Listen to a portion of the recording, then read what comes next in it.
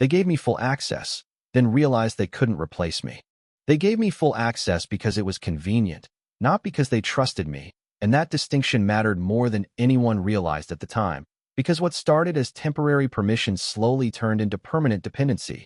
Access to systems no one else fully understood, processes no one else documented end to end, and decisions that quietly routed through me because it was faster that way. And I never asked for that position. I never demanded authority or visibility.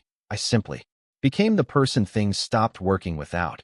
And for a long time, that invisibility felt safe, even advantageous, until I noticed how casually leadership started talking about reducing headcount and removing single points of failure, without ever acknowledging that I was the single point holding everything together. And the moment that language entered the room, I understood that competence without leverage is just deferred risk, because they weren't planning to replace my work. They were planning to remove me and hope the system survived.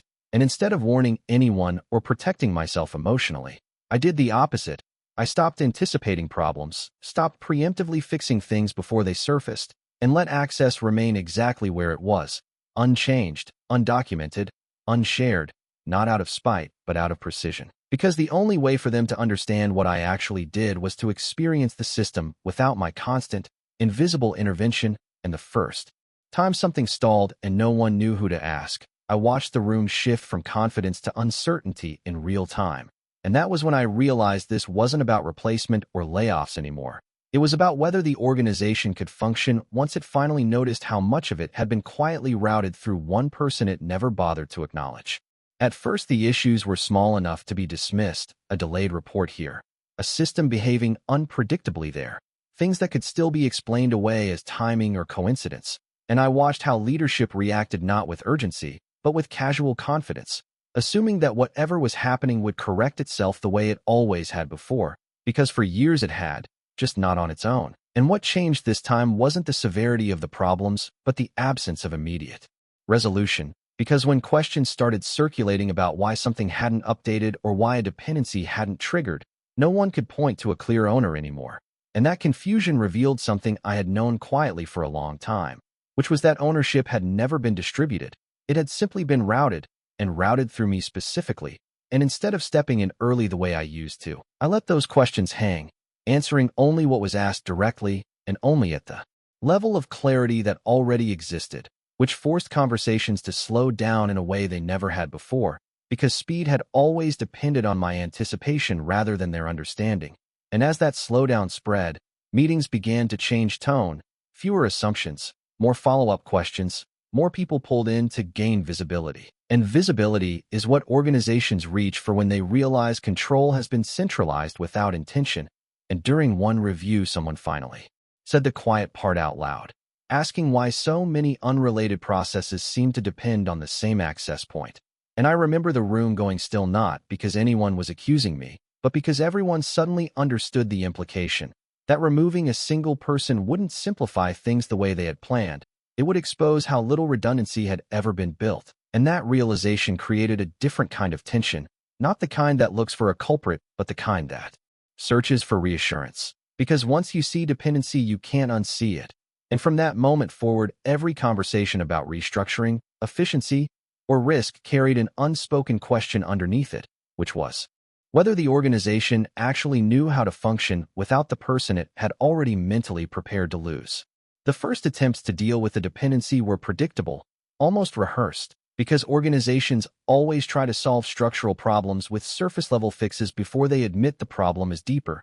So leadership started by assigning additional people to shadow certain processes, creating shared inboxes, adding observers to meetings, and labeling it all as knowledge transfer. But what they didn't realize was that what they were trying to transfer wasn't information, it was judgment. The accumulation of context built over years of seeing how systems actually failed under pressure, and judgment doesn't move cleanly from one person to another just because you add more people to a calendar invite. And I watched those attempts stall in quiet, uncomfortable ways, because the questions people asked revealed how fragmented their understanding really was, focusing on tools instead of flows, permissions instead of dependencies, and checklists instead of consequences. And each time something went wrong despite the added visibility, the reaction wasn't anger, it was confusion. Because confusion is what replaces confidence when redundancy turns out to be cosmetic. And during this phase, I remained deliberately neutral, participating when asked, explaining only what already existed in documentation, and refusing to compress complexity into reassurance the way I had always done before. And that refusal changed the dynamic more than any confrontation ever could.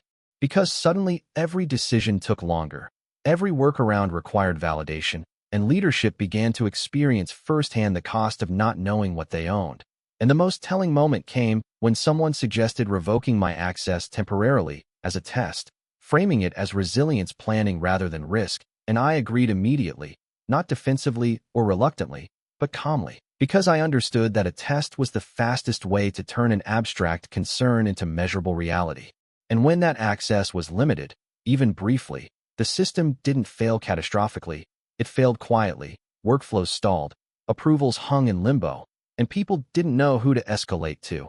And that kind of failure is far more unsettling than a visible outage, because it spreads uncertainty without offering a clear point of blame.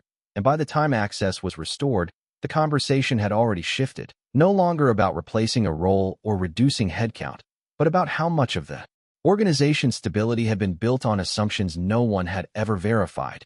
And in that shift, I realized control was no longer theoretical. It had changed sides, not because I demanded it, but because the system had finally measured what it lost when I stopped compensating for its blind spots. Once leadership stopped pretending the situation was temporary, the language in meetings changed in a way that was impossible to miss, because words like optimization and efficiency quietly disappeared and were replaced by continuity, stability, and risk containment, terms that signal concern without admitting vulnerability. And that shift reframed every prior conversation about replacement into something else entirely, because replacing a person assumes interchangeability, while protecting a dependency assumes fragility. And fragility is not something organizations like to acknowledge publicly. So instead of talking about removing access, the discussion moved toward formalizing it, documenting it, building safeguards around it, not to empower me, but to protect themselves from the consequences of losing what they now understood they had never fully owned. And I watched how quickly attitudes softened once the cost of disruption became measurable, how people who had casually discussed headcount reduction weeks earlier now spoke carefully about transition timelines and knowledge retention. And what stood out most wasn't the concern for me as an individual, but the concern for the system. Because once a system realizes it depends on something it doesn't control, it stops asking how to remove it and starts asking how to secure it. And that realization reshaped my position without a single title change or announcement, because suddenly decisions were run past me not for approval, but for assurance, for confirmation that a proposed change wouldn't trigger consequences no one else could anticipate. And that form of influence is subtle but absolute, because it doesn't require authority to function. It requires trust born from fear of instability. And as this played out, I felt no urge to leverage the moment emotionally, no desire to demand recognition or concessions, because doing so would have reduced a structural advantage to a personal negotiation, and personal negotiations expire, while structural dependencies persist. And by the time leadership formally acknowledged the dependency in internal planning documents, framing it as a critical risk factor rather than a personnel issue, the conversation about my replaceability had ended without anyone ever saying so out loud, replaced by a new, quieter reality in which my presence was treated not as a variable, but as an assumption. And that was the point where I understood that control had fully shifted, not through confrontation or leverage, but through the system's own need to protect itself from the consequences of its earlier indifference. What stayed with me after that shift wasn't satisfaction or a sense of winning, but a clearer understanding of how power actually settles inside organizations once illusions fall away, because power isn't granted through titles or announcements. It settles where uncertainty stops. And for a long time, uncertainty had stopped with me without anyone noticing. And the moment I stopped absorbing it silently, the system was forced to recognize its own dependence. And that recognition changed everything without changing anything on the surface, because no one apologized, no one revisited earlier conversations about headcount, and no one publicly acknowledged that my position had ever been at risk. Instead, the organization simply rewrote its assumptions and moved forward as if this had always been the case. And that quiet rewrite was the most telling part, because it revealed that what I had mistaken for invisibility was actually leverage deferred, leverage that only became visible. Once I stopped using it to protect other people from their own lack of understanding, and standing there in that new equilibrium, I realized that control doesn't come from being irreplaceable in theory. It comes from being the place where complexity resolves in practice. And once a system experiences what happens when that resolution is removed, it doesn't ask how to replace it. It asks how to ensure it never disappears again. And that assurance doesn't need confrontation, demands, or revenge. It needs patience and the willingness to let reality surface without interference. And that is why, when people later asked how I managed to secure my position without ever pushing back, I didn't have a dramatic answer, because nothing dramatic had happened. I had simply stopped carrying the weight that allowed others to believe they were in control. And once that weight was gone, the system corrected itself quietly, permanently, and in a way that could never be reversed without risking collapse. And that was the moment I understood that the most effective form of power in business isn't dominance or visibility. It's being the part of the system no one dares to disturb once they finally understand what breaks without it.